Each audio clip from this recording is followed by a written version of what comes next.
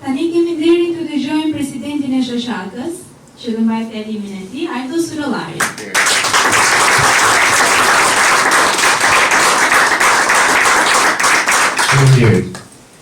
Në fakt sot duhet flas pa diplomaci të tepërt, ashtu siç kam bërë në çdo konferencë tjetër, pa fjalë shumë të buta ose të bukura dhe pa maska. Sepse kur vjen fjala tek logjika, ka ndrëmje, kur vjen fjala tek logjika, është një detyrim. Është një detyrim moral që të gjithë duhet ruajmë parimet tona para se të shkaktojmë dhe të rrezikojmë jetën e dikujt tjetër dhe ti trasojmë jetën ty tjetër.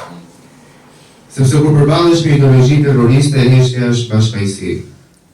Organizata Mujahedine nuk është thjesht një grup politik, MEK është një strukturë ideologjike represive që funksionon mbi bazën e kontrollit total, manipulimit, shkatrimit mendor, shkatrimit sistematik të individit. Ideologjia e saj nuk ka asgjë të përbashkët me lirinë, demokracinë apo të drejtat e njeriut ashtu siç MEK pretendon se ka krijuar.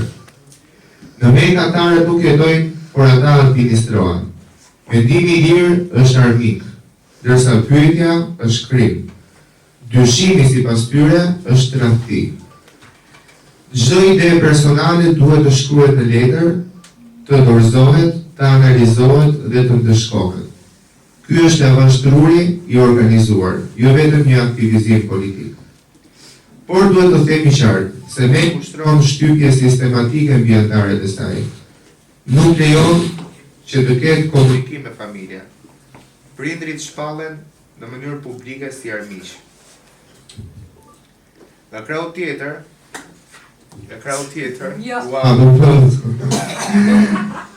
fëmijët përdoren si presion emocional.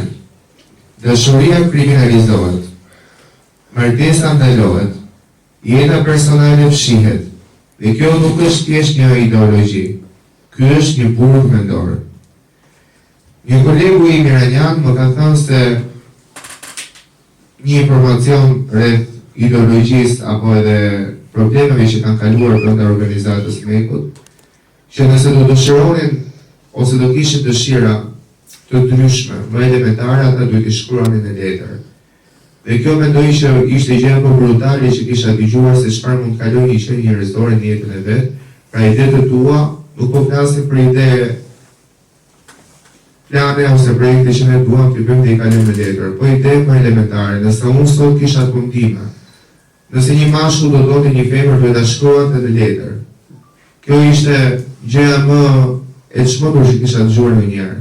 Nëse do dëshironin të kishin një martesë, ata duhet ta shkruanin në një letër. Nëse do dëshironin të dilin nga kampi, duhet ta shkruanin në një letër. Çdo vendim të tyre ose nëse kishin parë një ëndër, duhet ta shkruanin në një letër çfarë tundimesh kanë ata si antar për të treguar nëse janë të devotshëm ai të duan nga të kamp apo jo. Kjo është çmenduri. Të shkruash ëndrat e tua, ti shkruash në letër dhe ti dorëzosh komandantit. Si ka pasur nerva komandantit i lexoi gjithë ato letra për ditë.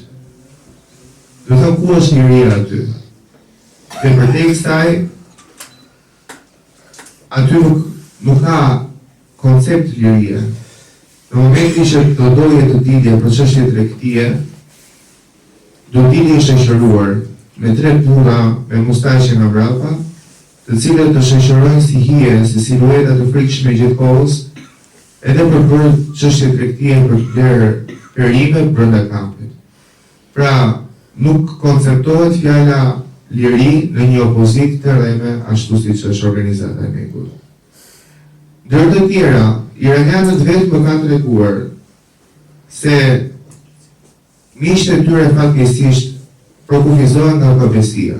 Madje dhe vetë kreu i organizatës Mujahedine, Masud Rajavi, në momentin kur ka qenë në burg, kur u kap nga regjimi, tradhtoi dhe mikun e tij më të ngushtë vetëm të dilte nga burgu.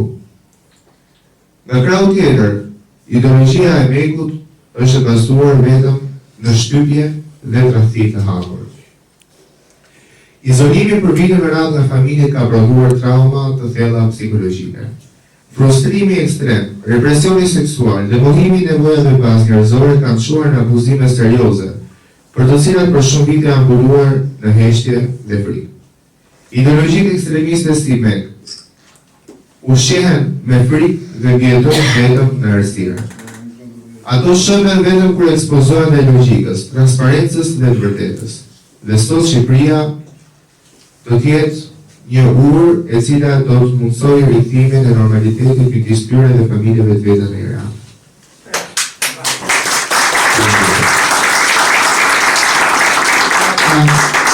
Shoqatën e gjatë Albania nuk duhet të heqë dhe nuk kanë për të hequr. Sepse ne do përpiqemi të normalizojmë abuzimin ideologjik të tyre. Dhe ne nuk do të pranojmë që familjet iraniane të trajtohen si një kërcënim. Në krau tjetër, puna jonë është konkrete dhe drejt për drejt. Do të bëjmë gjithçka që familjet iraniane të vinë në Shqipëri dhe të takojnë fëmijët e tyre. Ky është një premtim publik që brenda aktivitit do përpiqemi të bëjmë maksimumin, sa më shpejt e të mundur, që të krijojmë një kontakt fizik midis prindërve dhe antarëve të cilët do të mbyllur në kampin e vetë.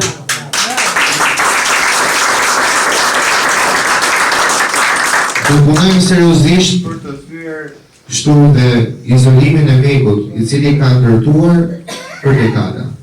Do ta çojmë të çështjen në çdo institucion, çdo ambasadë dhe çdo forum ndërkombëtar.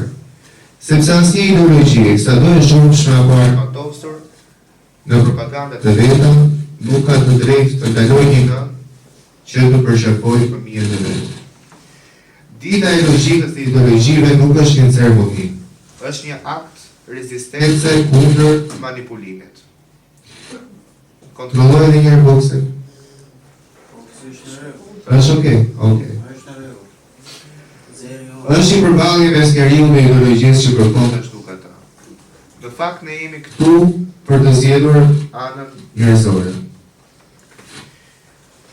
Ndërsa për marrëdhënien midis iranianëve për ta kampit, që është një çështje që të gjithë do donim të dini më shumë se çfarë ndodhet të brenda kampit, mund të them që heqja e tyre është bërë një bashkëpajisje për të gjithë ata vetë. Zonja dhe zotëri, sot nuk jemi këtu për një ceremoni formale. Këtu jemi për një çështje të thellë njerëzore dhe ligjore, por dhe universale. Po flasim për terrorizmin në formën e tij moderne, një terrorizëm që nuk shfaqet gjithmonë me armë, por që vepron përmes izolimit, kontrollit psikologjik dhe shkatrimit të identitetit individual. Por, çfarë është terrorizmi modern? Në diskursin bashkëkohor ndërkombëtar, terrorizmi nuk përkufizohet vetëm si një akt të dhune fizike.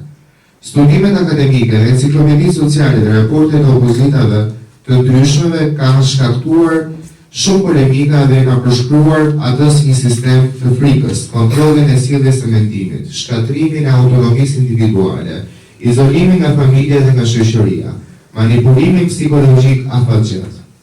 Ky lloj terrorizmi nuk synon trupin, synon njeriu nga brenda dhe idem. Ideologjia e tyre si armë. Ideologjitë ekstremiste nuk mbështeten tek e vërteta. Ato mbështeten tek bitja e detyruar. Ato funksionojnë mbi disa parime të përsërituara. Ndalimi i mendimit kritik, kriminalizimi i dyshimit, demonizmi i emocioneve njerëzore, absolutizmi i autoritetit dhe në këto struktura, pyetja quhet tradhti, mendimi personal është rrezik dhe përsëris, familjen e kanë kërcënim. Individi për vetë emrin e kthehet në instrument ideologjik. Pa dashur të hyrë në debate politike, rasti i realitatës së Mekut përfaqëson një rast studimor të dokumentuar të izolimit ideologjik. Elementet e raportuara ndërmjet kanë përfshirë ndalimin e kontakteve familjare, që është një akt i tmerrshëm. Shpalljen e prindërve si armiq dhe në momentin që janë kërkuar nga prindrit ata i kanë goditur me kurrë në portat e kampit. Ndalimin e martesës dhe jetës personale, kontrollin e mendimeve nëpërmjet raporteve të detyruara. Këto nuk janë zgjedhje të lira. Këto janë praktika sistematike të tmerrshme të një kontrolli. Sipas deklaratës universale të të drejtave të njeriut, Konventës Europiane të drejtave të njeriut, Konventës kundër trajtimit njerëzor dhe të drejtave themelore kanë përfshirë të drejtën për të pasur një familje dhe të drejtën për të qenë i lirë, të drejtën për komunikim, të drejtën për jetë private, të drejtën për vendimin e lirë, ku asnjë ideologji nuk ka imunitet ndaj këtyre normave. Çfarë ka ndikuar dhe si ka ndikuar ky izolim afatgjat në kampin e Mekut tek vetë anëtarët e tyre? Anëtarët e organizatës terroriste Mujahidine për fat keq kanë krijuar një varësi psikologjike, kanë shkatruar vetbesimin e tyre, kanë prodhuar frikë nga liria, kanë deformuar perceptimin e realitetit. Dhe kjo totalisht në mënyrë të drejtë është dhuntë.